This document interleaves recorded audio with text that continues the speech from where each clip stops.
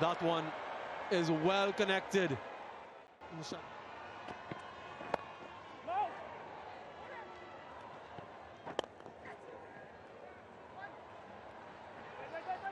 Cricketer ছাড়াও সাকিব আল হাসানের আরও পরিচয় আছে।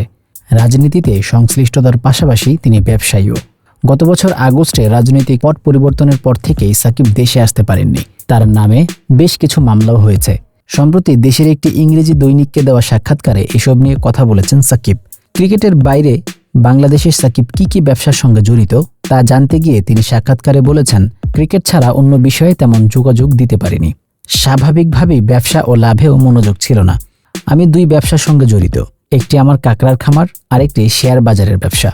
সাকিবের দাবি, করোনা মহামারীর আগে কাঁকড়ার ব্যবসায় ভালোই করেছিলেন। তখন ঋণ পরিশোধ নিয়ে বকেয়া জমা হয়নি, কিন্তু কোভিড মহামারীর কারণে খামারটির কার্যক্রম থমকে যায় এবং পণ্য ক্ষতিগ্রস্ত হওয়ায় প্রচুর লোকসান হয়। সাকিবের ভাষায়, এখন হিসাবটি এমন, আমি খামারের ৩৫% মালিক, বাকি ৬৫% অন্যদের। কিন্তু যে কারণেই হোক, লোকে শুধু সাকিব আল হাসানের নামই জানে। এই ব্যবসায় সংশ্লিষ্ট বাকিদের নাম উল্লেখ করা হয়নি। সাকিব এ প্রসঙ্গে আরও বলেছেন, দায়িত্বপ্রাপ্ত ব্যক্তির অংশীদারের সঙ্গে কথা বলা এবং আসল সমস্যা বোঝা উচিত ছিল, কিন্তু যেভাবেই হোক সব ভুলের দায় আমার ওপর চাপানো হয়, কারণ আমার নাম প্রতিষ্ঠানের সঙ্গে জড়িত। প্রতিষ্ঠানের নামে ব্যাংক থেকে ঋণ নিয়ে সেটা শোধ করা না নিয়ে সাকিব বলেন, লোকের শত কোটি টাকা ঋণ বকেয়া পড়ে আছে, আর এখানে তো মাত্র 4.5 কোটি টাকা।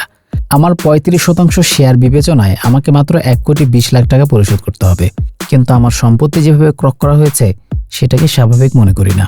ব্যাংকের কাছ থেকে টাকা পরিশোধের নোটিশ পেয়েও টাকা না দেওয়ায় এবং চেক প্রতারণার অভিযোগে গত মার্চে সাকিবের সম্পদ ক্রোকের আদেশ দেন ঢাকা চিফ মেট্রোপলিটন ম্যাজিস্ট্রেট।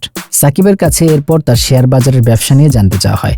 গত বছর নভেম্বরে সংবাদ মাধ্যম জানায়, শেয়ার ব্যবসায় কারসাজির জন্য 50 লাখ টাকা জরিমানা করা হয়েছে সাকিবকে।